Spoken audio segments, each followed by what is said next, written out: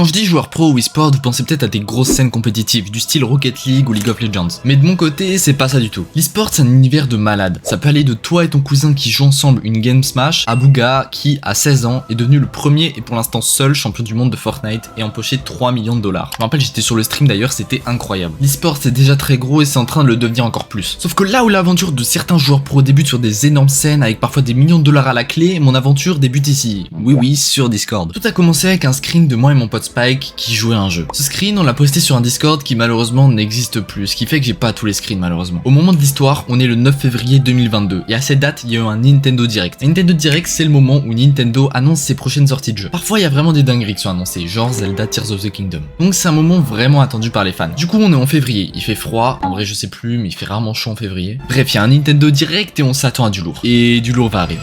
Oh!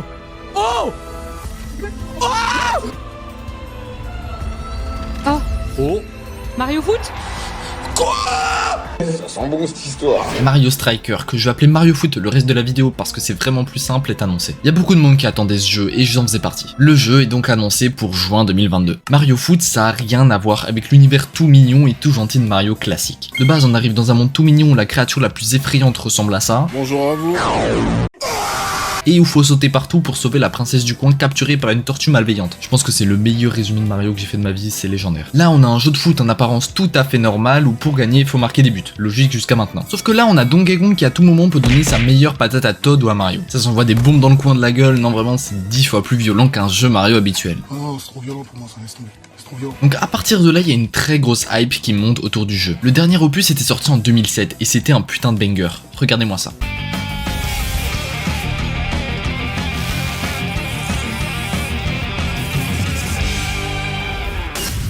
Ce poulet est succulent, en plus à un moment il y a Diddy Kong qui s'envole, personne ne sait pourquoi, ça me régale. Le 10 juin, le jeu sort. Énorme hype, tout le monde y joue, et moi je regarde des streams parce que je pouvais pas direct avoir le jeu à sa sortie, j'avais trop la rage. Donc je suis devant mon PC et le jeu est beaucoup trop bien. Surtout sa partie multijoueur où il y a un classement et tout, vraiment ça m'a rendu trop heureux. Une semaine après sa sortie et après avoir forcé avec mes parents, j'achète le jeu et je joue avec mon pote Spike, que vous connaissez peut-être des vidéos, et on se régale. Je fous droit le mode solo, c'était important de le faire parce que grâce à ça on gagne des pièces, et ces pièces permettent d'acheter des équipements qui augmentent les stats de nos persos. Maintenant que je sais comment jouer, il est temps de partir en multijoueur. Spike crée un club, la NRV Family. Le nom était vraiment bien, arrêtez de juger. Sauf qu'on a soif de puissance, et à deux, bon, c'est pas que c'est compliqué, hein, mais ça l'est. Du coup, on va sur le Discord Mario Foot français pour recruter du monde. On arrive à recruter 2-3 joueurs, puis un club nous propose une collab. Vraiment, il y a zéro vanne dans ce que je dis, c'était incroyable. On se sentait trop comme les rois du monde. On décide d'accepter cette collab et on devient la NRV Aquaria. À partir d'ici, ça se calme. Je joue tranquillement pendant quelques jours avec Spike et on commence à pas mal progresser. Bon, je vais mentir, on joue pas tranquillement du tout, mais on tryhard. Jusqu'à ce que... Bon, ça c'est Ponce. Vous le connaissez peut-être, c'est un streamer français qui pèse dans l'univers Nintendo et même dans le Twitch français tout court. Mais sur l'image, c'est pas lui qui est important. Ce qui est important, c'est ça, le Toblar FC. Ils sont numéro 1 mondial. Ça veut dire que, en toute logique, les meilleurs joueurs du monde sont dans ce club. À ce moment-là, j'étais ni sur le stream de Ponce, ni en train d'être choc-barre du soutien de la vidéo sur Freeze. Non, vraiment merci, c'est incroyable. Mais en vogue avec Spike sur Mario Foot en train de jouer contre le Toblar FC. Sauf que vous vous doutez bien que s'ils sont les numéro 1 avec 859 victoires pour 650 défaites, il y a bien une raison. Et qu'on a dû se faire détruire. Non, pas du tout, on les a atomisés 6-3, frérot. Remake de la Coupe du Monde 2014, demi-finale Brésil-Allemagne, c'était sale ce qu'on leur a fait. Je viens de les débiter, ils ont rien fait de mal, miskin. Le screen que vous voyez, moi et Spike, on l'a fièrement posté sur le Discord Mario Foot français. Après avoir flex un bon coup, on relance une game avec l'ego rempli. Ça arrive pas tous les jours de battre les numéros 1 mondial. Après cette game, je reçois un DM sur Discord d'un mec qui me propose à moi et Spike de rejoindre son club. Jusqu'à là, rien d'anormal, jusqu'à ce que je lise, ah aussi beau gosse, il est 30e mondial. Avec Spike, étape 1, on pète notre crâne, étape 2, ni une ni deux.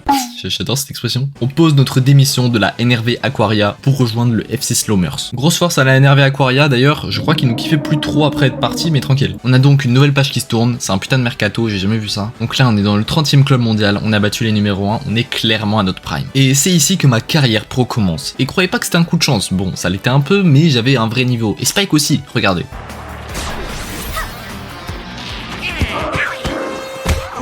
À partir de maintenant, ça va se calmer. On n'a plus de nouvelles offres, je continue à tryhard et m'améliorer pour faire grossir le club. Ah, et vous vous souvenez de Ponce? Il avait un club, le FC Fleur, et je suis tombé contre Onutrem. C'est aussi un streamer, un pote de Ponce qui fait partie de son club. Je l'ai battu, c'était serré de fou, ça a rien changé à ma vie, mais je tenais à le dire. Maintenant, vous vous posez peut-être une question. Est-ce que l'e-sport existe réellement dans ce jeu et comment il fonctionne? Comme dans tous les jeux vidéo, oui, il y a de l'e-sport, ou du moins de la compétition. Et c'est le cas sur Mario Foot. Sauf que c'est un jeu Nintendo, et qui dit Nintendo dit pas de compétition officielle. Ce qui est vraiment dommage, mais ça empêche pas les fans de créer leur propre tournoi. Sauf que j'ai jamais fait de tournoi, j'avais même pas pensé que ça existait en fait, j'étais vraiment pas très intelligent, pourtant c'était logique que ça devait exister. Bref, tout se passe pour le mieux dans le FC Slowmers. Sauf que ça commence vite à tourner en rond. Le jeu a beau être bien les premières semaines, au bout d'un mois, 0 mise à jour et une répétition que tous les joueurs ont pu ressentir. Mais tout à coup, je reçois une offre de la Mare au Canard. Vraiment le nom du club est goofy, ça me régale. Bref, la Mare au Canard c'est quoi? C'est le 19e club mondial sur le screen, mais à ce moment-là, le club était dans le top 10 monde si je me souviens bien. Quand je disais que c'était un mercato, je rigolais pas. À tout moment, j'ai un appel de Luis Enrique, c'est aberrant. Je reçois l'offre et bien évidemment, je l'accepte. Non frérot, je la refuse. Avec le FC Slowmers, on était presque devenus potes. Même si maintenant on se fréquente plus, bah on a quand même passé du bon temps ensemble. Ce qui fait que je pouvais pas les quitter maintenant. D'ailleurs, dans le titre, vous avez peut-être vu joueur pro pendant 2 semaines. Mais pourquoi 2 semaines? C'est pas beaucoup 2 semaines. Je vais vous dire pourquoi. J'ai arrêté le jeu. La raison principale, c'est la répétition. Je pense que c'est clairement ça qui a éteint Mario Foot. Même malgré une mise à jour ajoutant des personnages, ça a pas suffi pour sauver le jeu. C'était trop tard et c'est vraiment dommage. Honnêtement, Mario Foot aurait pu avoir un bon avenir s'il y avait eu plus de choses à faire, que ce soit en multi ou en solo. Parce que je vous ai pas dit, mais pour jouer en multi, il faut payer le Switch Online. De plus, le jeu est vraiment rageant. Ça m'est arrivé un nombre incalculable de fois de tomber face à quelqu'un moins bon et de perdre. Et je dis pas ça pour faire le mec, mais le jeu était assez random, avec une game sur 2 où le gardien passait de Neuer Prime à un Goomba. Je rappelle quand même que ces trucs ont pas de bras, même si évidemment c'est principalement de ma faute si je rageais, je dis pas le contraire. Le problème mec, c'est pas comme FIFA où si t'es meilleur, tu détruis vraiment ton adversaire. Dans Mario Foot, à tout moment ton adversaire a des objets de fou, il arrive à faire une tornade de feu, tar Axel Blaze et tu perds la game. C'est vraiment très random et c'est en partie pour ça que le jeu a flop, mais pas que. La hype était immense. À la sortie du jeu, Amine avait même organisé un événement entre streamers sur le jeu. Sauf que quand le jeu est arrivé, énorme clim. Le mode solo se finit en 4 heures maximum et quand on l'a fini, bah c'est tout à moins de payer un abonnement pour jouer en ligne. Avec la hype descendante du jeu et à cause de la répétition, je commence et Spike aussi à jouer de moins en moins. En plus à la même période, il y avait une grosse hype autour de Fall Guys, ce qui a totalement éteint Mario Foot. Si j'ai refusé l'offre d'un des meilleurs clubs du jeu, c'est car le jeu me plaisait plus autant. Et comme dit avant, je pouvais pas trahir les collègues du FC Slowmers. Jouer devenait lassant. Spike lui avait quasi arrêté de jouer, donc j'étais seul, certes avec les gars du FC Slowmers. Mais en réalité, même eux commençaient à perdre en activité. Et l'histoire de Mario Striker, je la vois comme un serveur Minecraft entre potes, mais à grande échelle. Au début, on crée le serveur, la hype est énorme. On meurt, ça nous fait rire, on rigole ensemble, on se bat, on construit nos maisons, on crée nos équipements, puis on va combattre le dragon. Et à la fin, on récupère nos élytras et on rentre chez soi. Et puis là, quelqu'un commence à moins se connecter. Il joue encore, mais c'est plus pareil. Donc vu qu'on s'amuse moins, tout le monde commence à moins jouer et donc le serveur s'essouffle. C'est à peu près la même sensation qu'en jouant à Mario Striker. Le jeu était incroyable avec du recul, mais j'y ai trop joué. Et c'est le cas de tout le monde. Trop de gens y ont trop joué, c'est pour ça qu'à présent le jeu est mort. Il reste encore une petite commune, mais plus autant de monde qu'avant. Dites-vous que le Discord Mario Foot français a fermé parce qu'il y avait plus assez de gens. Je vous propose une petite phrase philosophique. Est-ce que le mieux est d'exploiter quelque chose le plus possible rapidement pour profiter maintenant, ou de profiter de la chose le plus lentement mais kiffer chaque instant? Selon moi, la deuxième option est 100 fois meilleure avec du recul. Je regrette pas mal d'avoir trop joué au jeu. Quelques jours après l'offre de la Mare au Canard, je quitte le jeu sans savoir que c'était la dernière fois que j'y jouais. À mon palmarès, on a donc une victoire sur les numéros 1 mondiaux, avoir réussi à rejoindre un club top 30 monde, donc avoir fait partie des meilleurs joueurs, et avoir reçu une offre des top 10 monde. C'est clean selon moi. Je tiens évidemment à prévenir que c'était pas une vraie carrière professionnelle. J'ai fait partie des meilleurs joueurs d'un jeu en ayant un parcours atypique, et c'est pour ça que j'ai décidé d'en faire une vidéo. Selon moi, Mario Striker est vraiment un très bon jeu, mais malheureusement il a déçu, et c'est le cas de beaucoup de jeux qui sortent en ce moment. On a juste à prendre l'exemple de Pokémon qui déçoit beaucoup de gens à chaque annonce de nouveauté. On peut mettre la faute sur Nintendo en disant qu'il n'y avait pas assez de contenu, mais ça serait trop facile. C'est aussi aux joueurs de faire la part des choses pour profiter d'un jeu. Si vous avez fini Zelda Tears of the Kingdom en moins de 20 heures pour votre première run, vous n'avez sans doute pas assez profité. C'est logique que les créateurs fassent en sorte de toujours repousser ce qui a été fait pour créer la meilleure chose. Mais c'est aussi aux joueurs de consommer les jeux sans se précipiter. Voilà donc pour mon histoire avec l'e-sport. Je t'invite fortement à t'abonner, à liker, parce que si ça te plaît, je referai des vidéos comme celle-ci. Mais évidemment à propos d'autres sujets. Il y a aussi mon pote Noah qui a repris les vidéos sur Minecraft, et je suis dedans, donc si ça vous intéresse, je vous conseille d'aller voir, c'est du très lourd ce qu'il fait. Autre chose de très important, dites-moi ce que je dois améliorer. Que ce soit ma prononciation ou mon texte, ça permet vraiment d'augmenter la qualité des vidéos. Ah, et pas sûr, hein, mais je crois que vous avez bien kiffé la vidéo sur Freeze, donc vous allez me revoir parler de rap. Je vous remercie de m'avoir écouté, bye tout le monde.